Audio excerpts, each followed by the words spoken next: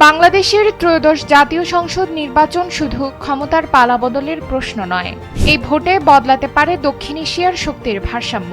12 ফেব্রুয়ারির নির্বাচনে মূল লড়াই বিএনপি ও জামাতে ইসলামী নেতৃত্বাধীন 11 দলীয় জোটের মধ্যে। কে গঠন করবে সরকার, সে অপেক্ষায় দেশবাসী। তবে এই লড়াইয়ের দিকে তাকিয়ে আছে দেশের বাইরের শক্তিরাও।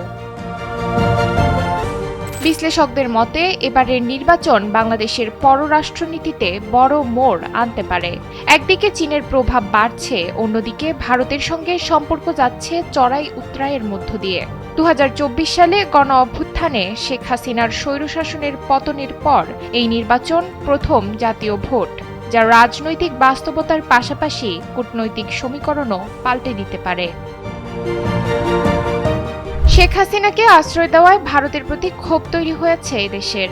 অন্তর্বর্তী সরকারের দায়িত্ব নেওয়ার পরই ডক্টর মোহাম্মদ ইউনূস চীন ও পাকিস্তানের সঙ্গে যোগাযোগ বাড়িয়েছেন। তার প্রথম রাষ্ট্রীয় সফর ছিল চীন, যা স্পষ্ট ইঙ্গিত দিচ্ছে কৌশলগত পরিবর্তনের। চীনের দিকে ঝুঁকছে বাংলাদেশ, এমনটাই বলছেন যুক্তরাষ্ট্রভিত্তিক কাউন্সিল অন ফরেন রিলেশনসের বিশ্লেষক জশোয়া কারলানজিক। তার মতে বঙ্গোপসাগরকে ঘিরে চীনের বৃহৎ কৌশলে বাংলাদেশ এখন কেন্দ্রবিন্দুতে। গত জানুয়ারিতে দুই দেশের মধ্যে নতুন প্রতিরক্ষা চুক্তি এবং ভারতের সীমান্ত ঘেঁষা এলাকায় ড্রোন কারখানা স্থাপনের প্রস্তাব সেই বাস্তবতাকে আরও স্পষ্ট করেছে। অন্যদিকে নয়াদিল্লি ঢাকা সম্পর্ক এখনও টানাপোড়েনের মধ্যে।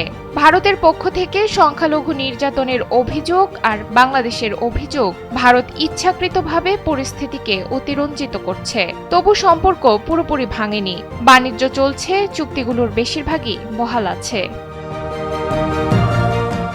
বিশ্লেষকদের ধারণা, নতুন সরকার একদিকে চীনের সঙ্গে সম্পর্ক জোরদার করবে, অন্যদিকে ভারতের সঙ্গে স্থিতিশীলতা বজায় রাখবে। বাংলাদেশের সামনে এখন কৌশলগত ভারসাম্যের পরীক্ষা, আর সেই পরীক্ষার উত্তর আসবে 12 ফেব্রুয়ারির ব্যালট বাক্স থেকে। নুসরাত তালবিয়া, সময়ের আলো।